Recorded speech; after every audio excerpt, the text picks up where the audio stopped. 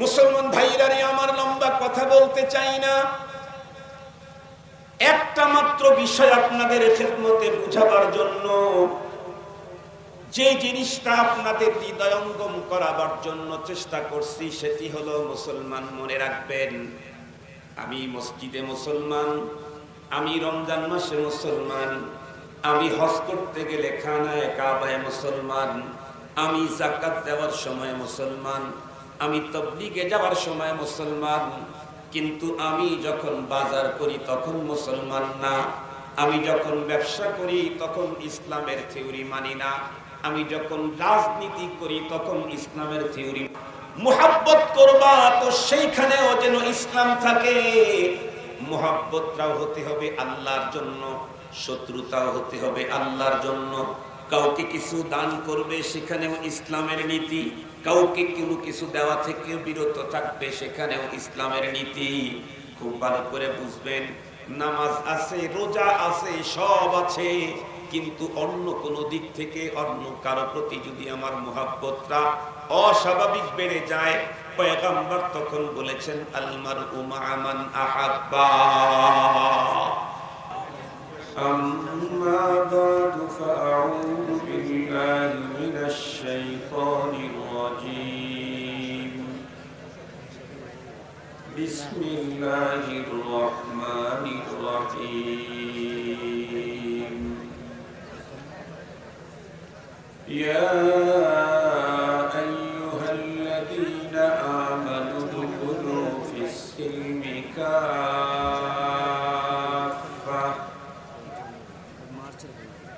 ওয়া লা তাত্তাবি'উ খুতুওয়াতিশ-শাইতান ইন্নাহু লাকুম আদুউম মুবিন। وقال صاحب القرآن صلى الله عليه وسلم من أحب النبي صلى الله عليه وسلم من تشبه بقوم فهو منهم أو كما قال عليه الصلاة والسلام. صدق الله مولانا العظيم وصدق رسوله النبي الأمي الكريم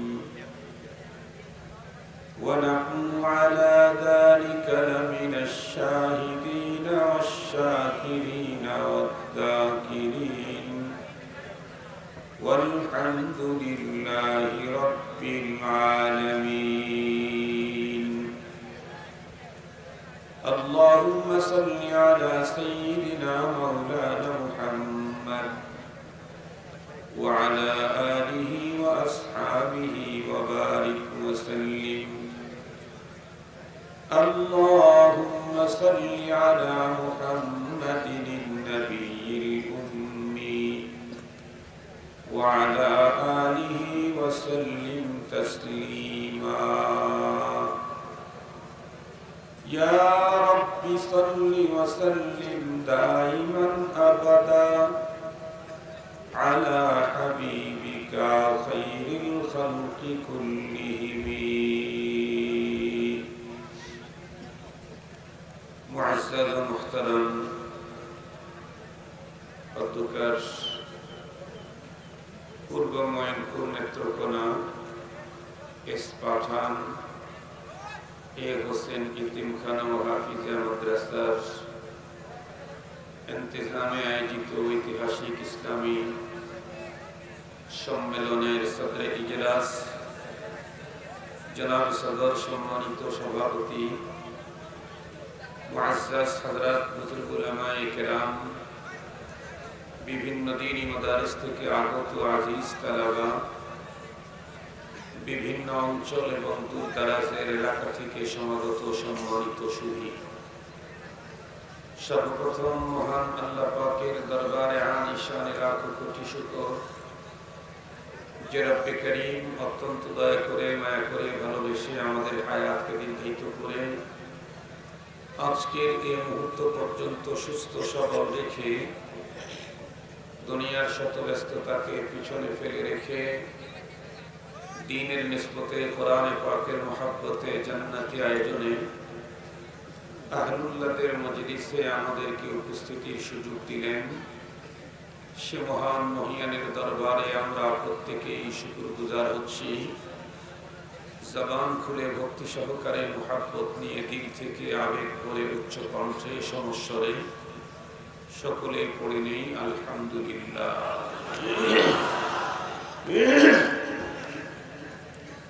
সম্মানিত উপস্থিতি, যেই পরিমাণে উপস্থিতির সংখ্যা সেই পরিমাণে আলহামদুলিল্লাহর অবস্থা একেবারেই নরমাল।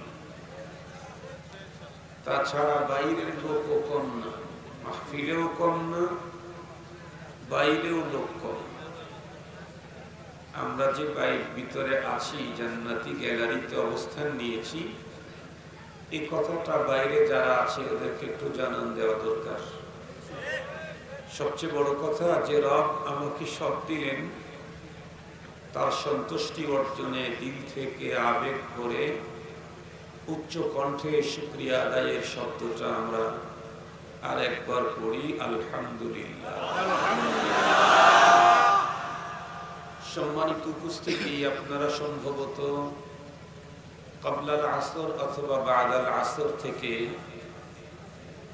বর্তমান বাংলাদেশের শীর্ষস্থানীয় হযরত উলামা মাশায়েখদের জবানে গুরুত্বপূর্ণ দ্বীনি আলোচনা শুনছিলেন। আমার পরেও বর্তমান বাংলার নন্দিত মুফাসসির, লক্ষ যুবকের হৃদয়ের স্পন্দন, আহলে হক উলামায়ে কেরামের এক বিশেষ মুখপাত্র, আকাবির ও আসলাফদের নমুনা আল্লামা হাসান জামিল হাফিজাহুল্লাহ, উনি বয়ান করবেন। আমার আগেও বয়ান করেছেন বর্তমান বাংলাদেশের রাইসুল মুফাসসিরিন মুনাজির জামান আল্লামা নুরুল ইসলাম অলিপুরি হাফিজাহুল্লাহ, এবং আমার অত্যন্ত কাছের মানুষ, অত্যন্ত প্রিয় মানুষ, যেই মানুষটার বডির তুলনায় দিল অনেক বড়, মাহবুবুল উলামা, সকলের প্রিয় আল্লামা মজলুম আলেমে দ্বীন খালেদ সাইফুল্লাহ আইয়ুবী হাফিজাহুল্লাহ, উনিও বয়ান করে গেছেন। আরো অনেকেই বয়ান করেছেন, আমার পরেও বয়ান চলবে। আমি মাঝখানে 1 ঘন্টা ইনশাআল্লাহ একটা আয়াতে কারিমা তেলাওয়াত করেছি, সম্ভবত সূরাতুল বাকারার 208 নম্বর আয়াত। রাসূল করিম সাল্লাল্লাহু আলাইহি ওয়াসাল্লামের জবানে মুবারকের 2খানা হাদিসও পড়েছি। আল্লাহ পাক যদি আমাকে তৌফিক দান করেন, তার দয়া যদি শামিলে হাল হয়, তাহলে তেলাওয়াতকৃত আয়াত এবং পঠিত হাদিসকে সামনে নিয়েই গুরুত্বপূর্ণ কিছু দ্বীনি আলোচনা আপনাদের খেদমতে পেশ করব। আপনারা দোয়া করেন যাতে করে মহান রব আমাকে এই মুহূর্তে মুসলিম উম্মার প্রয়োজনে অতীব আহাম দ্বীনি আলোচনার তৌফিক দান করেন। আর একটু জলেই বলেন আমিন। মুহতারাম হাজিরিন, আমি যে আয়াতে কারিমা তিলাওয়াত করেছি, এই আয়াতে কারিমাতে আল্লাহ রাব্বুল আলামিন পৃথিবীর বিশেষ এক শ্রেণীর মানুষকে সম্বোধন করে একটা আদেশ করেছেন আর একটা নিষেধ দিয়েছেন। আদেশ করেছেন, নিষেধ দিয়েছেন কে? আল্লাহ। আমরা জানি যে যত বড় হয় তার কথা অমান্য করলে শাস্তি তত বড় হয়।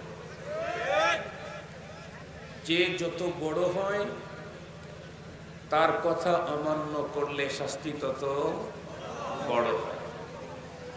সহজে বুঝবার জন্য বলি, একেবারে পিটাপিটি দুই ভাই, মানে এই ভাই ওই ভাই আগে পরে হয়েছে, তো এর ভিতরে যে বড় সে ছোটটাকে কোনো অর্ডার করেছে, সে যদি ছোট ভাইয়ের অর্ডারটা না মানে তাহলে ধমক দেয়, ধমক। কিন্তু সবচেয়ে ছোট ভাইকে সবচেয়ে বড় ভাই একটা অর্ডার দিয়েছে, এটা যদি না মানে তাহলে ধমক দেয় না থাপ্পড় দেয়? থাপ্পড়। এরপরে এর চাইতে বড় হলো বাবা।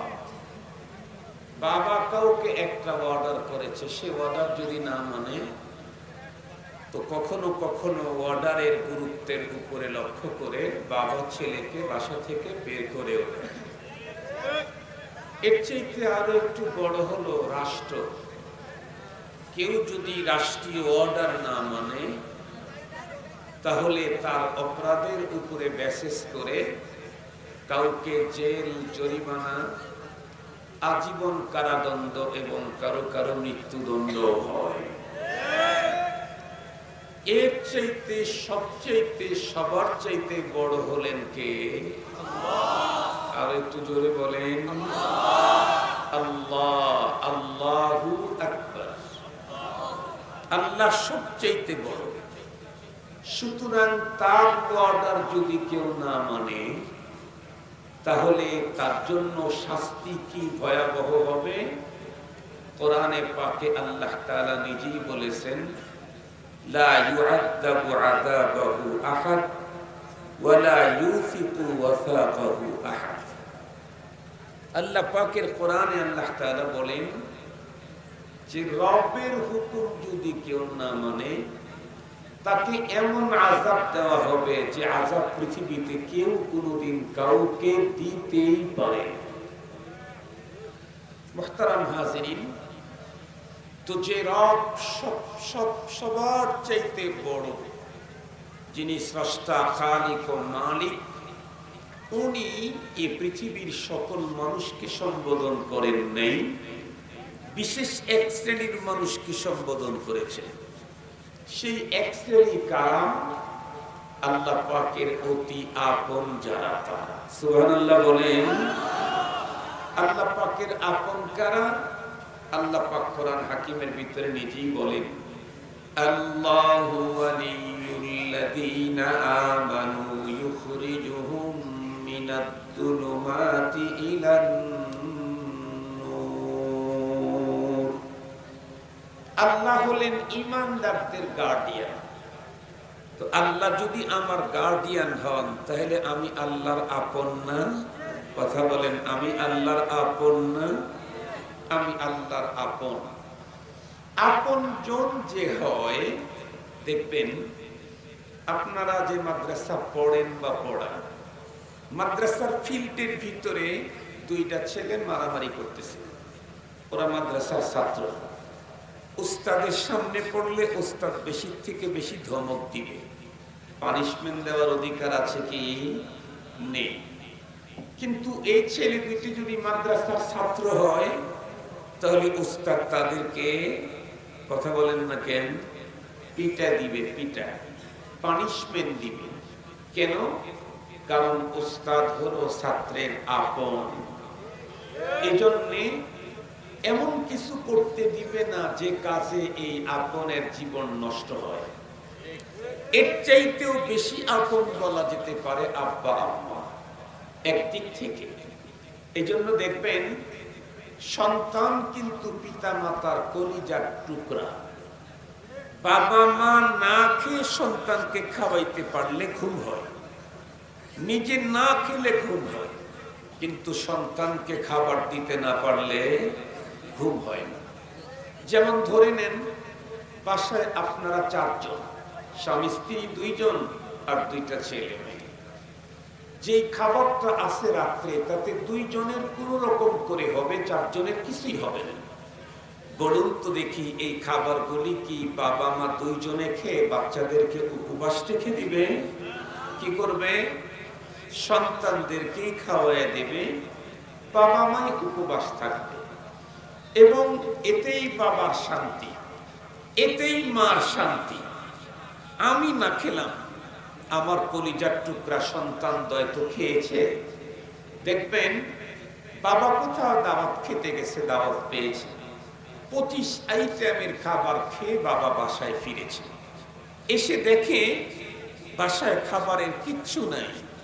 উনি তো 25 আইটেমের খাবার খেয়েছেন, ওভার পেট খাবার খেয়েছেন, কিন্তু সন্তানরা খাইতে পায় নাই। ভরা পেটে এ বাবা শান্তি পাবে না অশান্তি?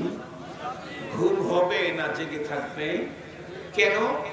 কারণ বাবার অন্তরে তার নিজের চাইতে সন্তানের মায়া বেশি। এরপরেও বাবা তার সন্তানদেরকে কখনো কখনো আঘাত করে না? করে না? কখন আঘাত করে? যখন দেখে সন্তান বিপদগামী হচ্ছে, যেই কাজ করতেছে এই কাজ করতে থাকলে সন্তানের ভবিষ্যৎ জীবন অন্ধকার, তখন বাবা সন্তানকে শাসন করে, কখনো কখনো একটু বেশি শাসন করে। কিন্তু দেখবেন বাবা সন্তানকে শাসন করলেও বাবার আঘাত চলতেছে সন্তানের পিঠের চামড়ার উপরে, আর বাবা এই আঘাতটা অনুভব করতেছে তার কলিজার ভিতরে। এ কারণেই দেখবেন কখনো কখনো সন্তানের অপরাধের কারণে অনেক বেশি পিটনি দেওয়ার পর বাবা গোপনে গিয়া কাঁদতে থাকে। আঘাত করছে ছেলেকে, মার দিল ছেলেকে, গোপনে গিয়ে আড়ালে গিয়ে কাঁদে কে? একটু কথা বলেন। বাবায় কাঁদে। কেন? কারণ সন্তানের মায়া বাবার অন্তরে অনেক। মনে রাখবেন, এ পৃথিবীর কোটি কোটি বাবার অন্তরে যেই পরিমাণে মায়া আছে সন্তানের, আল্লাহর একজন মুমিন বান্দার জন্য আল্লাহর অন্তরে তার চাইতে কোটি গুণে বেশি মায়া। এই জন্য রব্বুল আলামিন, আমি কোনো অপরাধ করে পরপারের জীবনে ক্ষতিগ্রস্ত হব, এটা মালিক কখনোই মেনে নিতে পারেন না। এই জন্য আল্লাহ পাক আমাদেরকে হেফাজত করার জন্য অর্ডার দেন, এটা করো, এটা করো, এটা করো। মনে রাখবেন, ছোট কেউ কারো অর্ডার যদি না মানে তাহলে তার জন্য নরমাল শাস্তি, বড় যদি কেউ কারো অর্ডার না মানে তাহলে তার জন্য ভয়াবহ শাস্তি। রব্বুল আলামিন ঈমানদারদেরকে ডাকলেন, পৃথিবীর সব মানুষকে না। আল্লাহ তাআলা বলেন, ইয়া আইয়ুহাল্লাযীনা আমানু, হে ঈমানদারেরা। এক নাম্বার অর্ডার দিলেন, উদখুলু ফিস সিলমি কাফা, এটা হলো অর্ডার। নিষেধ করলেন কি? ওয়ালা তাত্তাবিউ খুতুওয়াতিশ শাইতান। কেন? ইন্নাহু লাকুম আদুউম মুবিন। আল্লাহ পাক বললেন, হে ঈমানদারেরা, তোমরা ইসলামের মধ্যে পুরোপুরি ঢুকো। এই আয়াতের বর্ণনা ভঙ্গিমাতে বোঝা গেল ঈমান এক জিনিস আর ইসলাম, কথা বলেন না কেন ভাই, আর এক জিনিস। আল্লাহ এই আয়াতে কারিমাতে ঈমানদারদেরকে ডাক দিয়ে কোথায় ঢুকতে বলতেছেন? আওয়াজ করে। আপনারা আমার কথা বুঝতেছেন? আমার কথা বুঝতেছেন? বুঝতেছেন?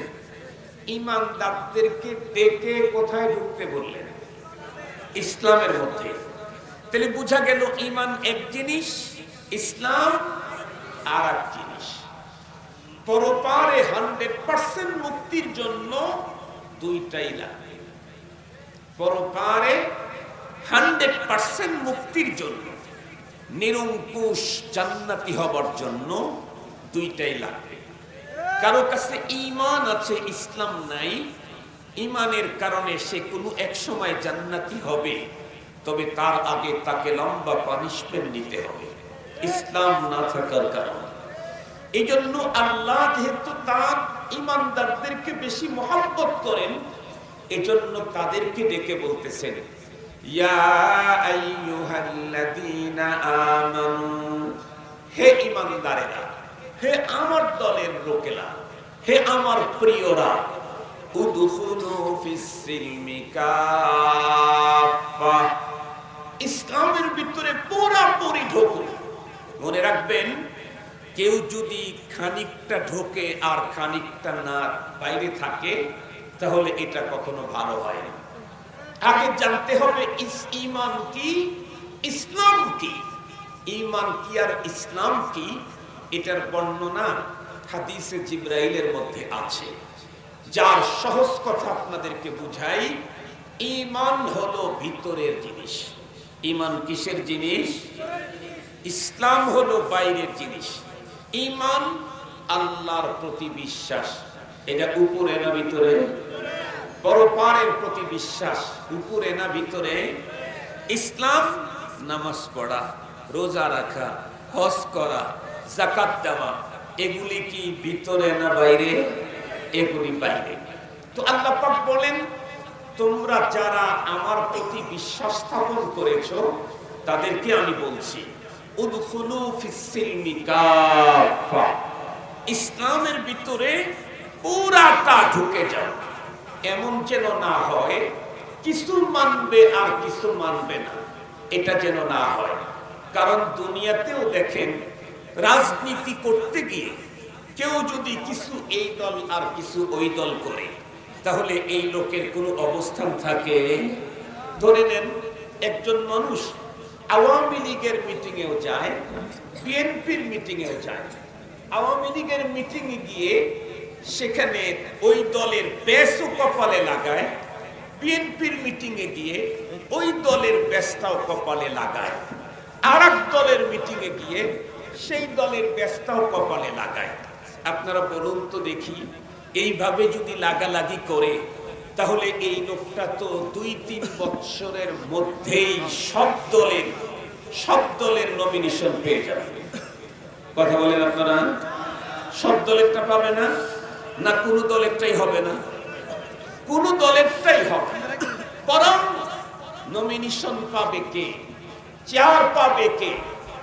যে দলের ক্রাইসিস পিরিয়ডেও দলের বাইরে যায় নাই, দুঃখের সময়, কষ্টের সময়, অনেক যন্ত্রণার মুহূর্তেও যে দল ত্যাগ করে নাই। অনেক কষ্ট হয়েছে, চ্যালেঞ্জ হয়েছে, আসছে অনেক রকমের ঝুঁকি, অনেক রকমের মুসিবত, এরপরেও যে দল ত্যাগ করে নাই, অন্য দলের ভিতরে ঢোকে নাই, চেয়ার তার জন্যই অপেক্ষা করে। আপনারা শোনেন নাই, আমাদের দেশের মাননীয় প্রধানমন্ত্রী কিছুদিন আগেই বক্তব্য দিয়েছেন, দলের ত্যাগী নেতাদেরকে মূল্যায়ন করতে হবে। মনে রাখবেন, দুনিয়ার যদি রাজনৈতিক দলীয় নেতা তার ত্যাগী নেতাদেরকে যদি মূল্যায়ন করেন, তাহলে মুহতারাম হাজিরিন, আল্লাহ পাক রব্বুল আলামিন তার দলের ত্যাগী মানুষদেরকে মূল্যায়ন করবেন কিনা? অবশ্যই মূল্যায়ন করবেন। এ কারণেই আল্লাহ তাআলা আমাদেরকে অনেক প্রিয় আদর করে ডেকে বললেন, হে ঈমানদার, তোমরা যারা তোমাদের অন্তরে আমাকে স্থান দিয়েছো, পরপারের প্রতি বিশ্বাস স্থাপন করেছো, আখিরাতের প্রতি বিশ্বাস স্থাপন করেছো, ফেরেশতাদের প্রতি ঈমান এনেছো, রাসূলদের প্রতি ঈমান এনেছো, তোমাদেরকে বলতেছি ইসলামের ভিতরে পুরোপুরি ঢুকে যাও। এখন কথা হলো এই, আমার দেশে বর্তমানে কিছু অতি শিক্ষিত বুদ্ধিজীবী মানুষ যারা ইসলামকে একটা ছোট্ট প্যাকেটের ভিতরে ঢুকানোর ষড়যন্ত্র করছে। একদল তো বলেই ফেলতেছে, প্রকৃত ইসলাম তো সুফিজম, প্রকৃত ইসলাম সুফিজম, আর কোন ইসলাম ইসলামের মধ্যে নেই, সুফিজমটাই প্রকৃত ইসলাম। এরা ইসলামকে একটা প্যাকেটে ঢুকাইতে চায়। আরেকটা গ্রুপ আরেকটা জিনিসকে ইসলাম মনে করে। আমার স্পষ্ট কথা, পৃথিবীর কেউ ইসলামকে কোনো প্যাকেটে ঢুকাবার সুযোগ নেই। পৃথিবীর প্রত্যেককে ঢুকতে হবে ইসলামের প্যাকেটে। আপনারা ইসলামকে প্যাকেটে ঢুকাবেন না ইসলামের প্যাকেটে ঢুকবেন? একটু জোরে বলেন। ইসলামের প্যাকেটে যে ঢুকতে হবে এ বক্তব্য কার? ইয়া আইয়ুহাল্লাযীনা আমানু দুখুলু ফিস-সিলমি কাফা। হে পৃথিবীর ঈমানদারেরা, তোমরা পুরোপুরি ইসলামের প্যাকেটে ঢুকো। এখন খুব ভালো করে বুঝতে হবে, খুব লম্বা টাইম কথা বলবো না, ভাই আয়েশা বলছেন ইসলাম কতটুকু? ইসলাম কমপ্লিট কোড অফ লাইফ। মানুষের জীবনের এমন কোন সেক্টর নেই যেখানে ইসলাম তার স্পষ্ট নীতিমালা দেয় নাই। সহজ বুঝবার জন্য দুইটা কথা বলি। নাম্বার 1, পৃথিবীর যত মানুষ দেখেন, রাজাধিরাজ, গরিব থেকে একদম পথের ভিক্ষুক পর্যন্ত, প্রতিটি মানুষের জীবনে কখনো সুখ আসে, কখনো দুঃখ আসে। আসে না? আসে না? একদম রাষ্ট্রপ্রধান যে, তার জীবনেও কখনো দুঃখ আসে না? আসে না? যদি বুঝতে কষ্ট হয় তাহলে বিরোধী দলের নেতাদের কাছে গিয়ে জিজ্ঞেস করে দেখেন যে কখনো দুঃখ কষ্ট আসে না? না আসে। একদম ভিক্ষুক, খেটে খাওয়া দিন মজুর, রাস্তার ফকির যে, তার জীবনেও কখনো সুখ আনন্দ আসে না? আসে না? আসে। কিন্তু মনে রাখবেন, সুখ তোমার জীবনে যতই আসুক, আনন্দ তোমার জীবনে যতই আসুক, আনন্দ আসলে তো তুমি হাসবেই, দুঃখ পেলে তো তুমি কাঁদবেই। কিন্তু কাঁদতে গেলেও তোমাকে ইসলাম নীতিমালা দিয়েছে, যেমন খুশি তেমন কান্না করতে পারবা, ইসলামের পারমিশন নাই। অনেক ব্যথা পেয়েছো, কেমন? ফ্যামিলির মাত্র একজন কর্মক্ষম ব্যক্তি, যাকে যোগ্য করে গড়ে তুলতে সমস্ত কিছু বিক্রি করে, এক পর্যায়ে বাড়ির ভিটাটা পর্যন্ত বিক্রি করে তাকে যোগ্য করে তৈরি করে নিয়ে এসে দেশে মাত্র চাকরি নিয়েছে। 2 মাস গেছে, মান্থলি 10 লাখ টাকা তার বেতন। 2 মাস পর হঠাৎ করে এই লোকটাই যখন মারা গেল, বলুন তো দেখি, এর অধীনস্থ লোকদের দুঃখের কোন সীমা নেই। কিন্তু এখন যতই তোমার বেদনা লাগুক, কান্না তো তোমার আসবে, কিন্তু যেমন খুশি তেমন কান্না করার পারমিশন ইসলামে নাই। তুমি কান্না করতে পারবে, তুমি চোখের থেকে পানি ঝরাইতে পারবে, কিন্তু বিলাপ করার পারমিশন তোমার নাই। আবার একজন মানুষ খুব বেশি আনন্দ পেল। কেমন আনন্দ? বাংলাদেশের মানুষ আর্জেন্টিনার খেলা দেখতে দেখতে আর্জেন্টিনা পাস করে ফেলল, এইরকম আনন্দ পেল। এর চাইতে বড় আনন্দ তো বাংলাদেশের মানুষের জন্য আর নাই। কথা বলেন না কেন? এর চেয়ে বড় আনন্দ আছে? আমি মনে হয় আমি দেখি নাই। এর চাইতে বড় আনন্দ করতে আমি দেখি নাই। যেই দিন ফাইনাল খেলা হলো সেই দিন আমার প্রোগ্রাম রাজধানীতে। আলহামদুলিল্লাহ, রাজধানীতে লোক কম ছিল না। মান্ডা মুগদাতে ইমাম ওলামা পরিষদের প্রোগ্রাম, কম ছিল না লোক, যথেষ্ট পরিমাণে লোক ছিল। মাহফিল শেষে যখন বাড়ির দিকে রওনা করেছি, অত রাত 12টা 1টার দিকে হবে, পুরা রাজপথে লোকজন নেমে আসছে। যেই দল জিতেছে সেই দলের জার্সি পরে পুরুষরা, ছোট ছোট বাচ্চা থেকে জোয়ানরা পর্যন্ত বেরিয়ে আসছে, পুরা রাস্তা ব্যারিকেড দিয়ে নাচতেছে। পরবর্তীতে ইলেকট্রনিক্স মিডিয়াতে দেখলাম নারীরাও নাচতেছে। নাচতেছে তো নাচতেছে। কোন সাংবাদিক জিজ্ঞাসা করছে এক নারী উল্লাসীকে যে তুমি বা আপনি আর্জেন্টিনার এই বিজয়কে কিভাবে দেখছেন? ও এত জোরে আওয়াজ করতেছে, কি বলবে, ওর ভাষাই ও হারিয়ে ফেলছে। এরপরে সাংবাদিক তো সুন্দর সুন্দর প্রশ্ন করে, এক পর্যায়ে জিজ্ঞাসা করে, যদি মেসিকে আপনি আপনার কাছে পেতেন তাহলে এই আনন্দের মুহূর্তে আপনি কি করতেন? সে তখন পাশেই ছিল তার হাজবেন্ড। হাজবেন্ডের দিকে তাকায়া বলল যে ও আমার হাজবেন্ড, ও একটু মন খারাপ করতে পারে। তবে মেসিকে ও যদি মনে কিছু না নেয়, তাহলে আমি বলতে চাই মেসিকে কাছে পেলে আমি একটু কিস করতাম। এত আস্তে দিয়ে বললেন না, আর একটু জোরে বলেন। মুহতারাম হাজিরিন, আনন্দ যতই তোমার বাপ ভাঙ্গা হোক, হাসি দেওয়ার সিস্টেম শরীয়তে আছে, ইসলাম দিয়েছে, কিন্তু বাপ ভাঙ্গা হাসি দেওয়ার অনুমতি শরীয়তে না।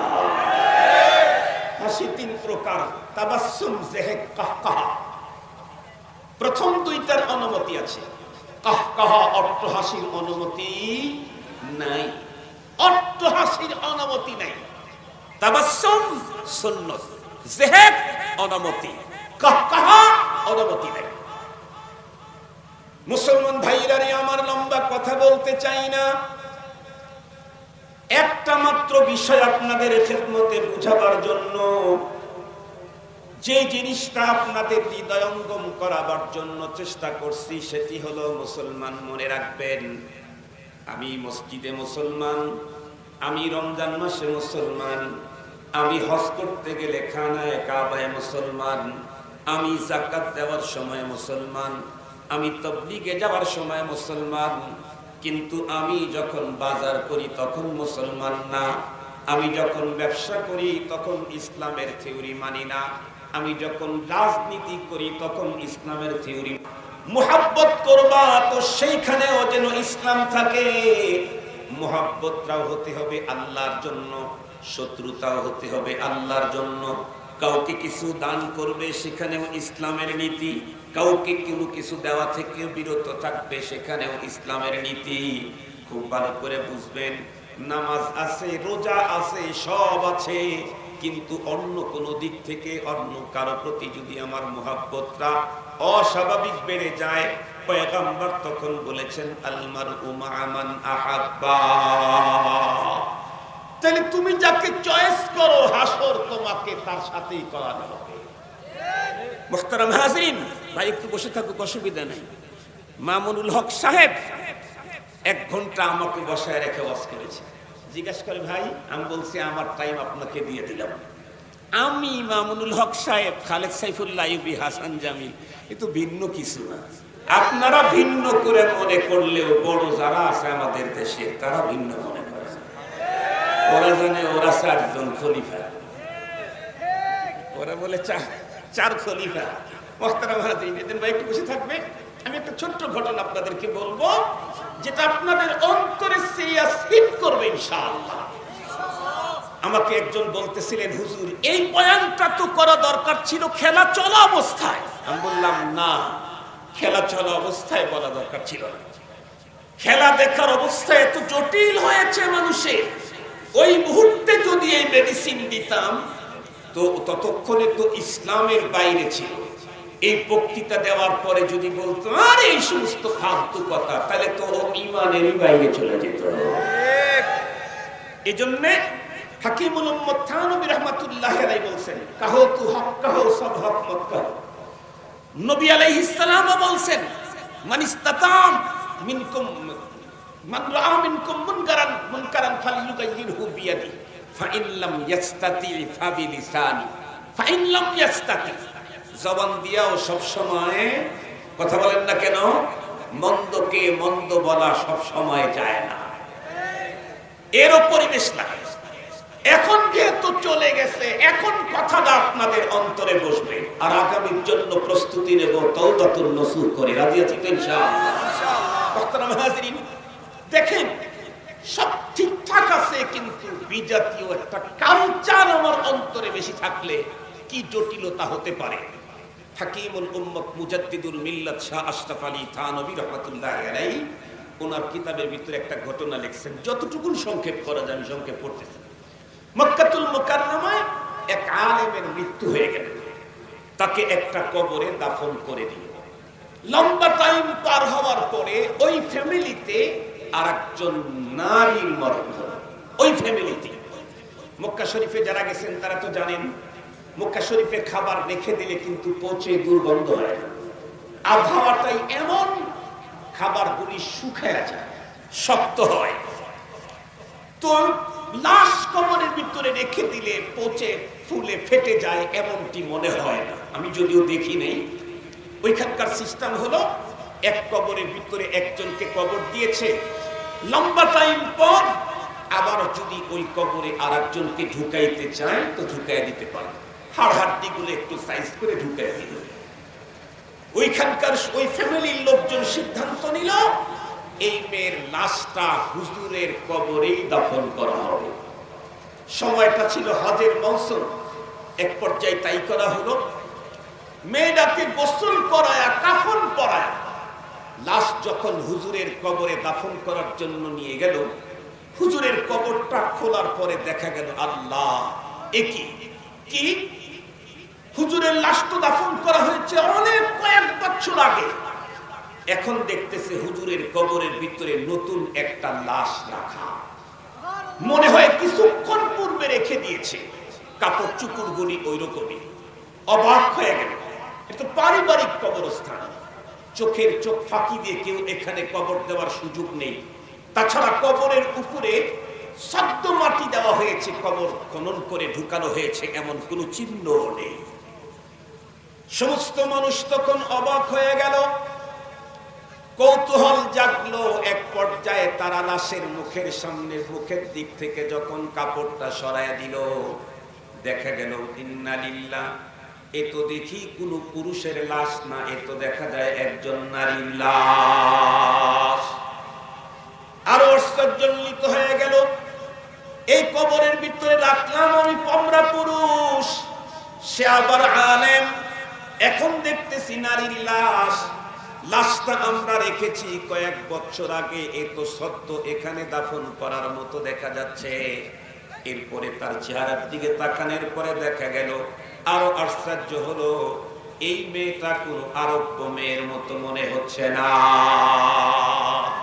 দেখেন না, আমাদের মালয়েশিয়ার লোকদেরকে দেখলেই বোঝা যায় মালাই, ইন্দোনেশিয়া গুলা দেখলে বোঝা যায় ইন্দোনেশিয়া, নাইজেরিয়ার গুলা তাকাইলেই বোঝা যায়, জিজ্ঞাসা করা দরকার নাই।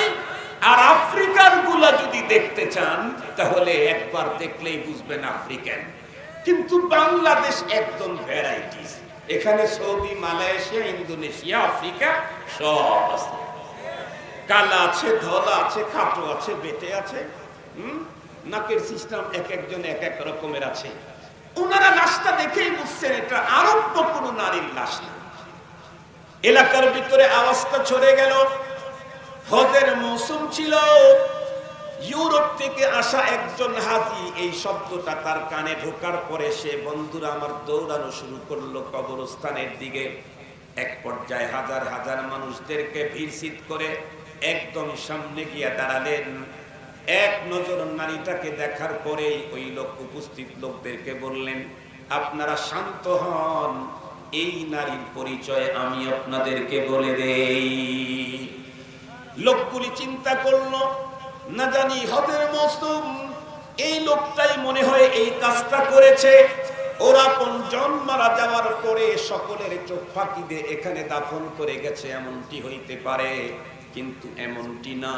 লোকেরা জিজ্ঞাসা করলো, কি মেসেজ তুমি আমাদেরকে শুনাইবা, শোনাও। উনি তখন উত্তর করলেন, শোনেন, এই মেয়েটাকে আমি ভালো করে চিনি, এ হলো ইউরোপের এক সম্ভ্রান্ত খ্রিস্টান পরিবারের মেয়ে। আমি দীর্ঘদিন পর্যন্ত ওর বাবার বাসায় কাজ করেছি, ওর বাবার চাকরি করেছি।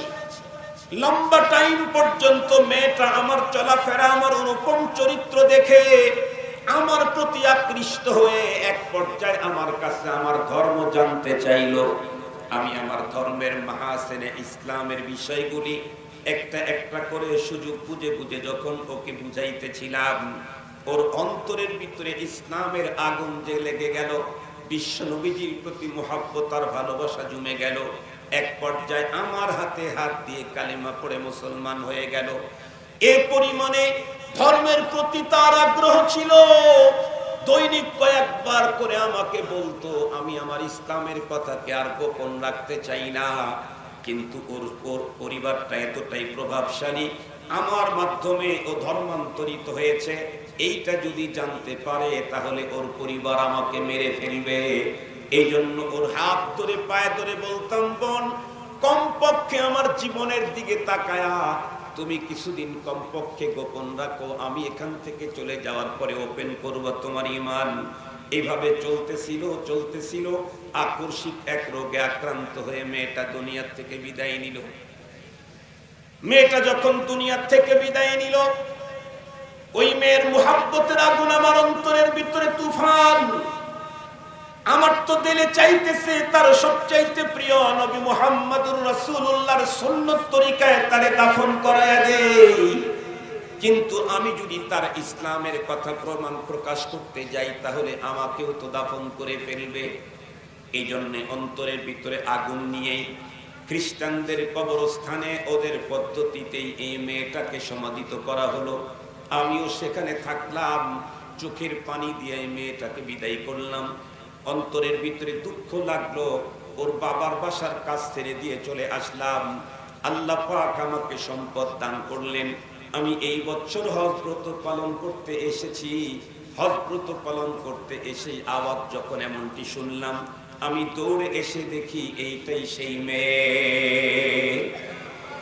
মক্কার উলামায়ে কেরাম তখন বললেন, এই মেয়েটার লাশ ইহুদিদের আবাদ থেকে, জমিন থেকে পবিত্র মক্কা জমিনে, মক্কার ভূমিতে চলে আসার কারণ তো বুঝে এসেছে।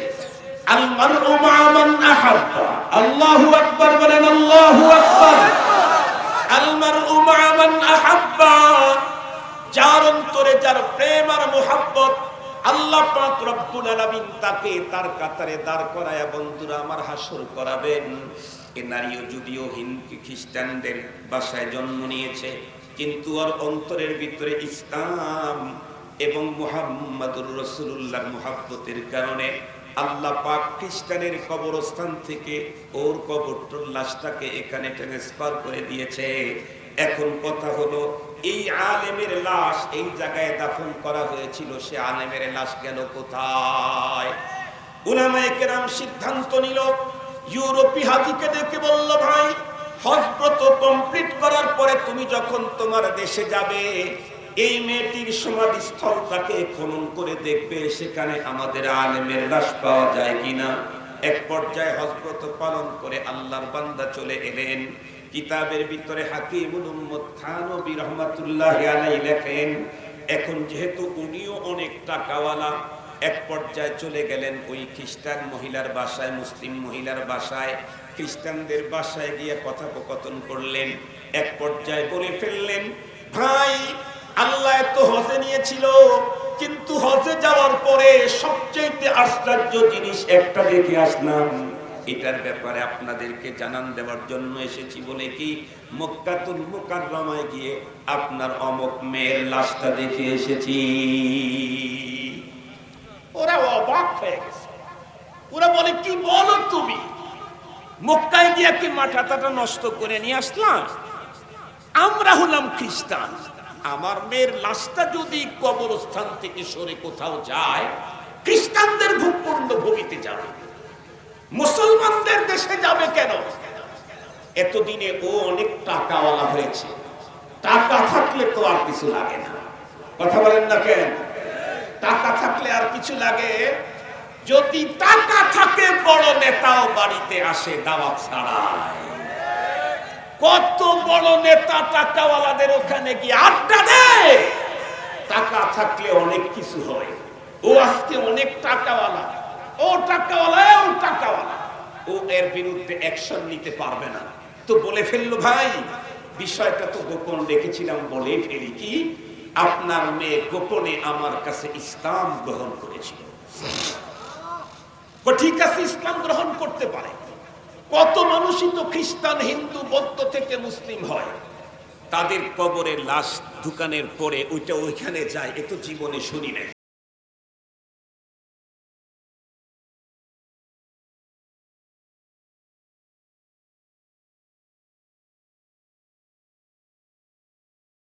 স্থলে পাবেন না। ওদের কৌতূহল জাগছে, দেখি তো কি আছে না আছে। সবাই মিলে গেছে খ্রিস্টানদের কবরস্থানে, গিয়ে কবর খনন করছে। খনন করার পরে এরাও আশ্চর্য, আল্লাহ এইরকম লাশ কাপড় দিয়ে পেছানো সিস্টেমটা তো আমাদের মতো না, এ তো অন্য সিস্টেম, মুসলিমদের সাজানো সিস্টেম। এরপরে যখন মাথার বন্ধুরা আমার সামনের দিক থেকে কাপড়টা খসড়ায় দিয়েছে, তাকায় দেখতেছে নাই নাই, মেয়ের লাশ তো নাই, ভিন্ন কোনো নারীর লাশও নাই, মুখে দাড়িওয়ালা একজন আলেমের মতোই চেহারাওয়ালা একজন মানুষের লাশ দেখা যায়। বন্ধুরা আমার, ওরা তো অবাক হয়ে গেল। এক পর্যায়ে আবার ওই তার উপরে মাটি চাপা দেওয়া হলো।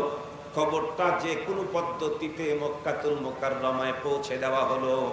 মক্কার উলামায়ে কেরামের একটা টিম গঠন হলো।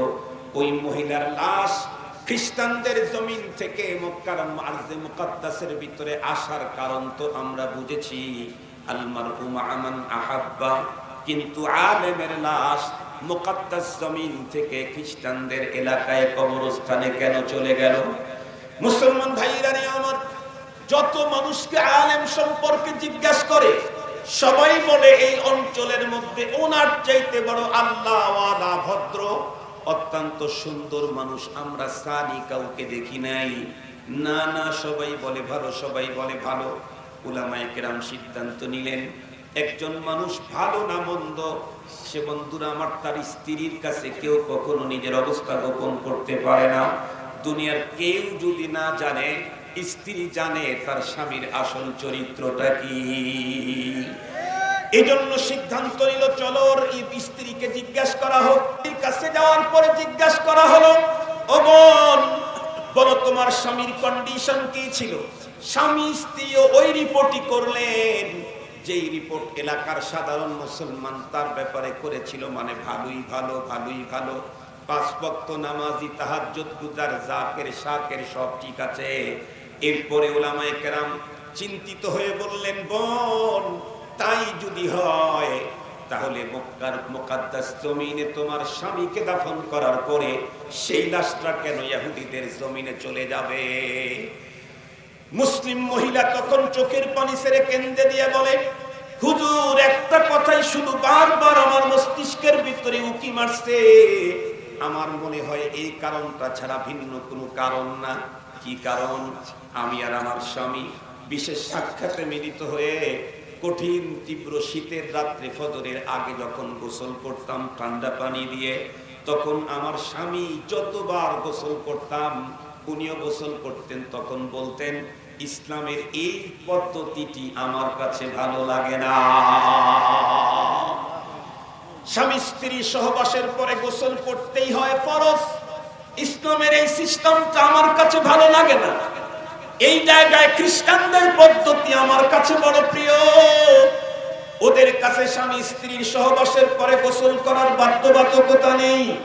খুব ভালো করে বুঝবেন, যত দূর পর্যন্ত মাইকের আওয়াজ যায়, মুসলিম তরুণ তরুণী শিক্ষিত বন্ধুরা নিজেকে ইমানদারের দাবি করছেন, নিজেকে পাক্কা মুসলমান ভাবতেছেন, কিন্তু বিগত সময়ে কি হলো? রাত্রি 3টা পর্যন্ত জেগে জেগে কার পক্ষ অবলম্বন করলেন? মুসলমান ভাইরা আমার, কার পোশাক, কার জার্সি তোমার শরীরের ভিতরে জড়াইলা, কার দেশের পতাকা তোমার বিল্ডিং এর উপরে আকাশে উড়াইলা? মুসলিম তরুণ তরুণী মনে রাখবে, তোমার কষ্টে অর্জিত টাকা দিয়ে নেইমার আর মেসির জার্সি যেটা তোমার শরীরের ভিতরে জড়িয়েছিলে, এই জার্সি তোমাকে পরপরে জান্নাতে যাওয়ার পথের বাধা হয়ে দাঁড়াবে।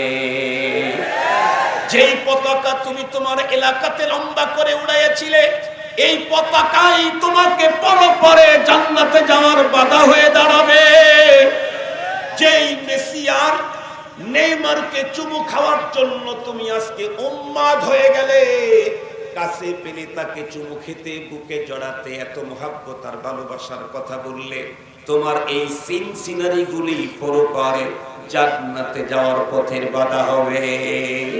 তুমি যে আনন্দ করলে, আতশবাজি করলে, তুমি যে বাঁশি বাজালে, তুমি যে র্যালি করলে, তুমি যে রং লাগালে, এগুলি তোমার পরপারে জান্নাতে যাওয়ার পথের বাধা হয়ে যাবে। খুব ভালো করে বুঝবেন, এই আলেমে দ্বীন, তাহাজ্জুদ গুজার, আউয়াবিন, চাষ, জাকের, শাকের, 5 ওয়াক্ত সালাত আরদে মুকাদ্দাসের পবিত্রতম উন্নত মসজিদের ভিতরে আদায় করেছেন। শুধু অন্তরের ভিতরে খ্রিস্টানদের একটা গভীর রাত্রে রাস্তায় নেমেছে বদ্ধ হয়ে, এইটাই যদি হয় মুসলমানের চরিত্র, বন্ধুরা আমার, আল্লাহ পাকের কোরআনে আল্লাহ বলে দিলেন, না না না, ইয়া আইয়ুহাল্লাযীনা আমানু, এই সমস্ত মানুষ যারা তোমরা তোমাদের অন্তরে আমি রবকে জায়গা দিয়েছো, আমার প্রতি ঈমান এনেছো, আমি তোমাদেরকে 100% রক্ষা করতে চাই। আর রক্ষা পেতে চাইলে তোমাদের জন্য করণীয় হলো উদখুলু ফিস সিলমি কাফা, ইসলামের ভিতরে 100% ঢুকতে হবে। কিছু ইসলামের পদ্ধতি তুমি চয়েস করবে আর কিছু চয়েস করবে না। এমনটি করলে জীবনেও কোনোদিন নিরঙ্কুশ তুমি জান্নাতি হওয়ার সম্ভাবনা নাই। মুহতারাম হাজরিন, আর ভাইকে বসায় রেখে আরো বিরক্ত করতে চাই না। আমার কথা একটাই, আমি যদি পরপারে নিরঙ্কুশ জান্নাতি হতে চাই, তাহলে আমার লাগবে দুইটা পুঁজি, একটা ঈমান আর একটা ইসলাম। কথা বলেন, একটা ঈমান আর একটা ইসলাম। ঈমান বাইরের জিনিস, ইসলাম ভিতরের জিনিস। তো ঈমান তো ভিতরে আছে, আল্লাহর প্রতি বিশ্বাস আছে। এখন আল্লাহ পাকের দেওয়া বিধান 100% একদম মিনাল মাহদে ইলাল লাহাদ, রান্নাঘর থেকে জাতিসংঘের মহাসচিবের পদ পর্যন্ত সর্বত্র আমি ইসলামকেই মানব, ইসলাম ছাড়া অন্য কিছু মানি না। আরেকটু জোরে বলেন, ইসলাম ছাড়া অন্য কিছু মানি না, মানতেও পারি না। মনে থাকবে তো ইনশাআল্লাহ। ইয়া আইয়ুহাল্লাযীনা আমানু দুখুলু ফিস সিলমি কাফা, তুমি যদি ইসলামের প্যাকেটে ঢোকো তাহলে ইনটেক খোলা হবে না, ওভাবেই জান্নাতে দিয়ে দেওয়া হবে। সুবহানাল্লাহ বললেন না যে ওটা আর খোলা হবে না। তুমি ইসলামের প্যাকেটে ঢুকছো যে আর খোলা হবে না, ডিস্টার্ব করা হবে না, ঝামেলা করা হবে না, ইনটেক তোমাকে জান্নাতে ঢুকায় দেওয়া হবে। আল্লাহ পাক আমাদের সকলকে ইসলামের প্যাকেটে ঢুকে জিন্দেগিকে নিরঙ্কুশ জান্নাতি বানাবার তৌফিক দান করুন।